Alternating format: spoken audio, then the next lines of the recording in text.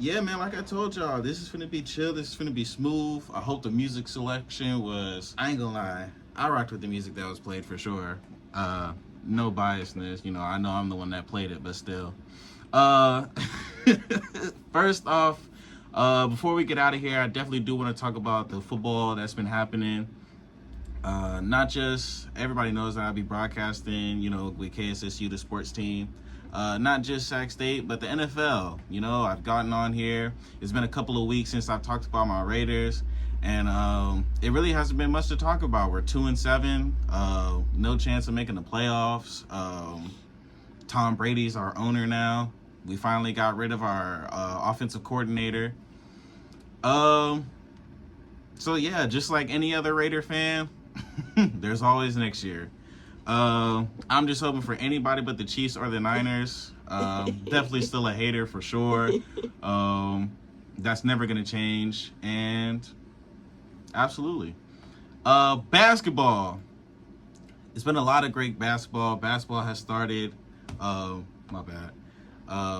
It's been a lot of great basketball that's been tuned in. Last night, the Lakers played the Grizzlies. I definitely want to talk about that because we had a matchup between Ja Morant and LeBron James. LeBron James, 39 points, 6 assists, 7 rebounds at 172 years old. When is this man going to stop? When is he going to stop dropping 40? I'm not sure. He went 6 for 11 from 3. I didn't even know Bron could shoot like that still. Man, he was out there balling. Ja Morant, even though he only had 20 points, everybody on the Grizzlies team was cooking. And there's a specific moment where I want to talk about the momentum changing.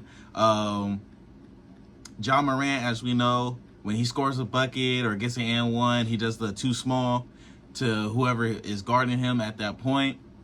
So he gets the bucket on Gabe Vincent, does the too small. LeBron comes back down, gets a bucket on Ja Morant, does the same thing to him. Ja Morant comes down, fades, banks it off the glass, walks up to Bron, pushes him, gets it technical, but from that point forward, changed the whole tide of the game. Grizzlies start firing on all cylinders. You have 3 people who scored 20, Jaren Jackson Jr., Ja Morant, and Jalen Wells. Jalen Wells, I ain't gonna lie, he was lighting it up, man. I ain't gonna lie, that was a great performance from him. What I do want to talk about, though, I see a lot of people, especially Laker fans, as we know, every single year, it's always going to be that one Laker player who is the scapegoat for the team, who just, unfortunately, the Lakers organization, or not organization, but fan base is going to blame that one player for majority of the year. Whenever they have a bad game, it's regardless of what happened, what caused the outcome, they're going to look at the box score and it's going to be this person's fault. And that person just so happens to be D'Angelo Russell.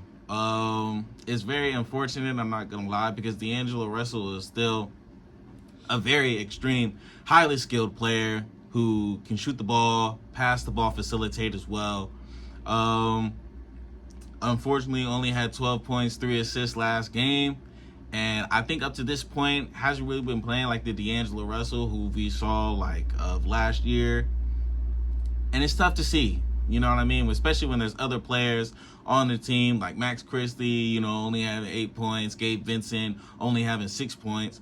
I remember when Gabe Vincent was signed from the Heat. When he was on the Heat, he was balling. Was definitely a X factor for the Heat in those playoff runs. I believe he got to the finals, even though they lost that year to Denver. Was definitely a key contributor to that team, and gets to the Lakers, and it feels like it just all went left.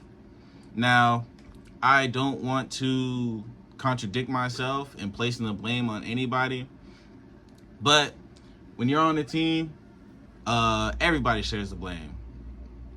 Everybody contributed. Everybody could have did something better, especially when it's a loss like this, where the Memphis Grizzlies dang near scored 40 points in all of but quarter number 2.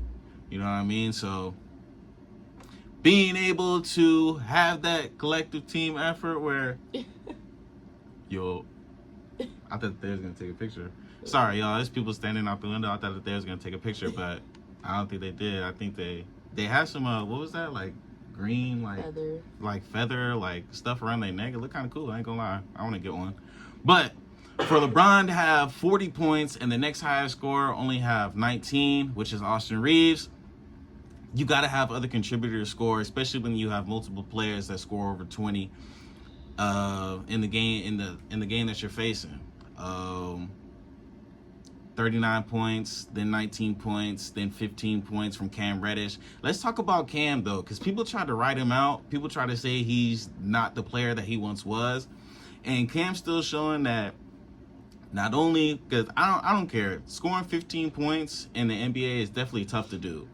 So he got your 15 points right there, and he can play defense as well. You know what I mean? So he's that player for the Lakers that, as far as like perimeter defense, is definitely something that they need. They also need a big man as well. Just another big man besides AD. Because when AD goes down, that's when you really see the Lakers just fall tremendously. You know what I mean? They miss that interior presence. Let's look at the little box score right here. Yeah, total rebounds. The Lakers were out rebounded 50-37. 38 defensive rebounds to their 28. The Grizzlies had 6 blocks to the Lakers 1. You know what I mean? So it's really points in the paint, 60 to the Lakers 44. So AD is a big part of that team, and he's been dealing with a lingering foot injury that he's had since last season, apparently. And, you know, it's tough. It's tough to really see, because when he goes down, you really see a big part of the Lakers just fold, really, to be honest. AD is a big part of that team, a big interior presence, can stretch the floor, step out and shoot the 3 ball, and can create his own bucket, whether it's his back to the basket, whether it's his face-up game, and going one-on-one with any other big man in the league. He could get a bucket on whoever. You know what I mean? There's a lot of plays, especially with JJ Redick being the coach. He made an emphasis of getting AD the ball, especially in that fourth quarter. So there's a lot of plays, a lot of sets that they have that are ran through AD.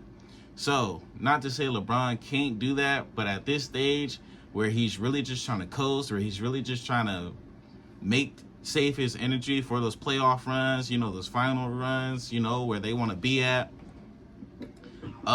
Being 40 years old and having to drop 40 every other night, not to say he can't do it, but it's tough for LeBron at this point in his career. You know what I mean? Like I said, bro, 40, bro, about to be 173.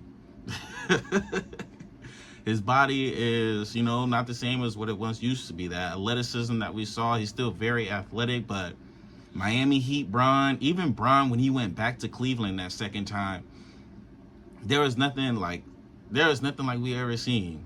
You know what I mean? He was able to dominate the game on both sides of the ball in every aspect of the game. He was very dominant. Not to say that he can't do that, but on an every night basis, it's tough to do for him. So it's going to be a lot of other players that need to step up. You know, Jackson Hayes, whenever AD's not in the game, gonna have to contribute a little bit more. You know what I mean? It definitely is some big shoes to fill, but you know, whenever there's a player down, it's always a next player up mentality. So with AD being down, not to say Jackson Hayes isn't doing what he needs to do, but with him being down, fill those shoes, you just got to do a little bit more, man. Just a little bit. 8 points, 10 rebounds is solid, but with no AD, you know what I mean? Maybe 14 points, 15 rebounds, something like that. You know what I mean?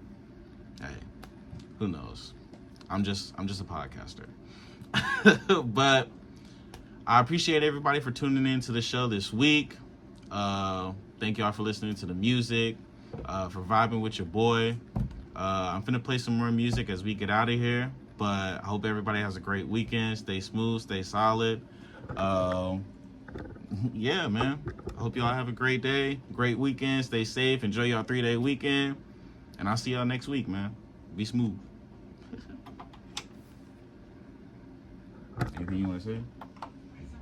Yo.